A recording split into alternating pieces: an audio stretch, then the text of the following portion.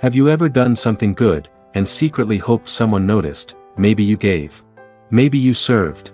Maybe you sacrificed something quietly, but deep down, part of you wanted credit. If that has ever been you, you are not alone, and today, Jesus has something important to say about it. Most people think Matthew 6 verse 1 is about what you do. It is not. It is about why you do it. Jesus was not telling people to stop giving, stop praying, or stop helping others. He was pulling back the curtain on something far more dangerous than bad behavior. He was exposing the hidden motive, the part of us that does the right thing, for the wrong reason, and here is why that matters more than most of us realize.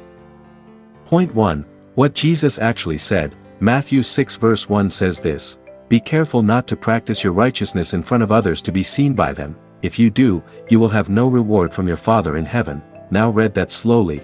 Jesus did not say do not be righteous. He said be careful about why you are being righteous. There is a version of doing good that is really about being seen, being respected, being admired, being known as the generous one, the faithful one, the spiritual one.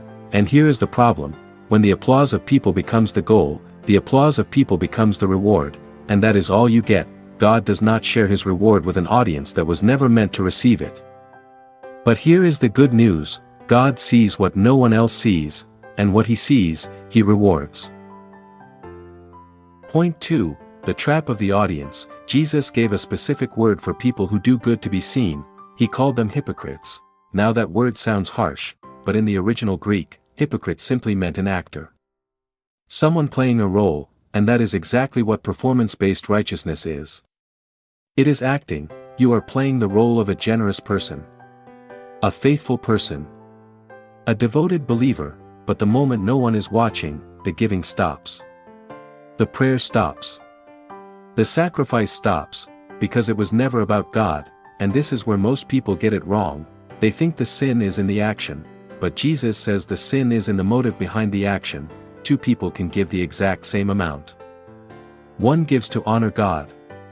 One gives to be honored by people, same action. Completely different heart. Completely different reward. God is not impressed by what you do in public. He is moved by what you do when nobody is watching. Point 3. Why motive is everything to God. Proverbs 21 verse 2 says, "A person may think their own ways are right, but the Lord weighs the heart, not the action." The heart. God is not auditing your behavior. He is reading your motivation.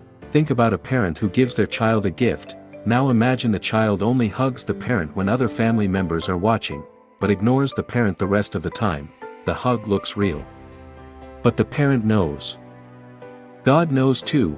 He knows when your worship is genuine and when it is a performance. He knows when your giving flows from love and when it flows from a need to be seen. And here is what nobody talks about. Doing good things for the wrong reasons is exhausting, because you are always performing. Always managing your image.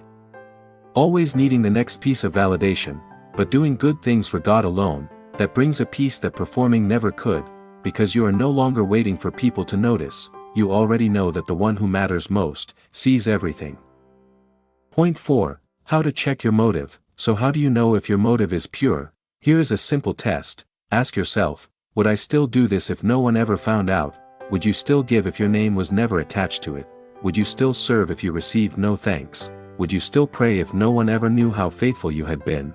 If the answer is yes, your motive is likely pure. If the answer makes you uncomfortable, that discomfort is grace. God is showing you something worth dealing with, because the goal of Matthew 6 verse 1 is not guilt. It is freedom. Freedom from needing people's approval. Freedom from performing your faith. Freedom from the exhausting cycle of doing good just to be seen. Jesus is inviting you into something better, a quiet, hidden, deeply rewarding life of righteousness, done entirely for an audience of one, and that audience never misses a thing.